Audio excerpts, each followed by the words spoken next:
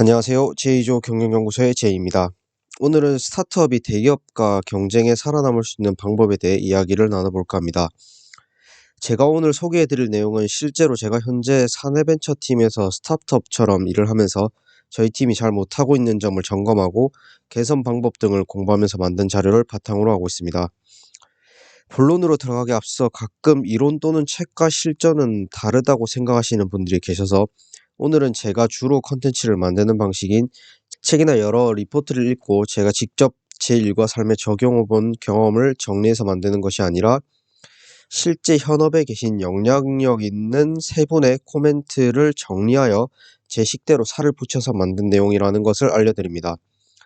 사실 이론과 실전이 다른 것이 아니라 본인이 사용할 수 있느냐 없느냐 또는 자신이 가진 조건이나 상황, 환경 등 맥락의 차이인 것이고, 이렇게 현업에 계신 분들이 자신의 생각이나 인사이트, 기술들을 정리해 체계적으로 펴낸 것이 책인데, 현업에 계신 분의 조언이나 레슨을 책과 구분하여 더 나은 것이라고 느끼시는 분들이 있는 것 같아 이렇게 참고사항을 전해드립니다. 이제 바로 본론으로 들어가 먼저 대기업과 스타트업의 차이점에 대해 정리해 보겠습니다. 스타트업은 기존 질서를 뒤흔드는 파괴적인 방식을 도입해 새로운 제품을 만들어 나갑니다. 이렇게 스타트업이 완전히 새로운 개념을 만들어내면 기존 강자들도 쫓아오기가 힘듭니다. 이때도 물론 대기업 전체와 싸우는 것이 아니라 특정 사업 또는 특정 시장 안에서 경쟁을 합니다. 좀 더 쉽게 설명드리면 삼성전자 전체와 싸우는 것이 아니라 그 안에 냉장고 개발팀과 싸우는 식인 것이죠. 반면 대기업은 몸집이 커서 검증되지 않은 시장에 쉽게 진입할 수 없습니다. 때문에 기존 고객이 제시하는 니즈를 표준 삼아 기존 제품을 계속 개선해가는 방식으로 일을 합니다. 즉, 가장 좋은 제품을 만들어낼 수 있지만 새로운 제품은 만들기 어려운 것이죠. 스타트업과 대기업은 일하는 방식도 완전히 다릅니다.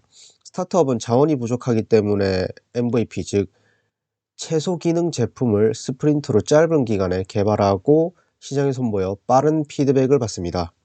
또한 이 과정에서 잠재적인 고객이 될 사람들과 접점을 만들고 피드백을 받고 가설을 검증받습니다.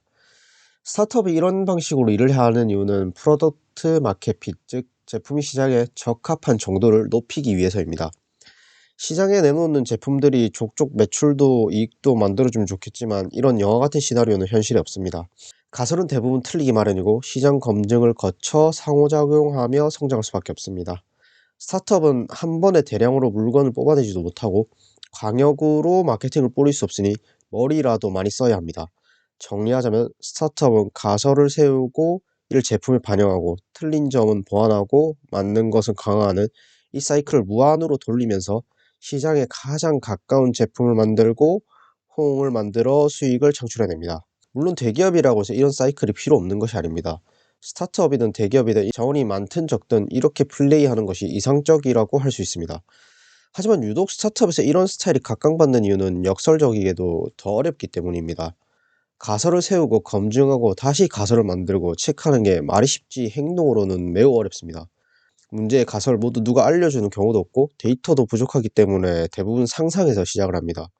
게다가 이런 가설이 조금이라도 의미가 있으려면 방향도 잘 잡아야 하고 시장과 소비자에 대한 이해가 베이스로 깔려 있어야겠죠. 또 검증 단계에서 요구되는 최소 수준도 꽤 높습니다. 아무리 빨리 시도해서 가설을 검증하는 것이 중요하다 해도 아예 제품성이 없는 것을 내놓는다면 시장 진입 자체가 불가능합니다. 또한 데이터가 부족하다면 가설이 틀린 것인지 맞는 것인지 확인하기도 어렵습니다. 특히 자원이 부족할수록 이 트래픽 자체를 확보하는 것이 또 하나의 일이 되어버립니다. 즉, 이 과정이 굉장히 필요하고 전사적 차원에서 드리면, 즉 협업이 필요한 일이기 때문에 너무나도 어렵고, 이런 어려운 과정을 반복하는 것이 스타트업이 대기업에도 이길 수 있게 되는 방법인 것 같습니다. 반면 돈을 쓰는 건 비교적 쉽습니다. 대기업은 돈을 써서 제품을 뽑고 시장에 푸시하고 마케팅을 강력으로 뿌리고 반응이 안 좋으면 다시 이 사이클을 돌려볼 수 있습니다. 대기업들은 이미 돈, 인프라, 브랜드 등 경쟁 우위가 있기 때문에 굳이 어려운 가설 검증 사이클을 안 돌리더라도 성과를 만들어낼 수 있습니다.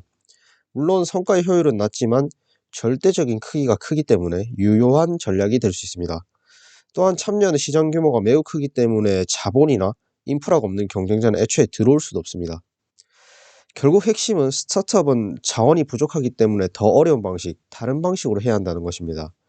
이럴 때 가장 중요한 것은 단연 사람과 시스템일 것입니다.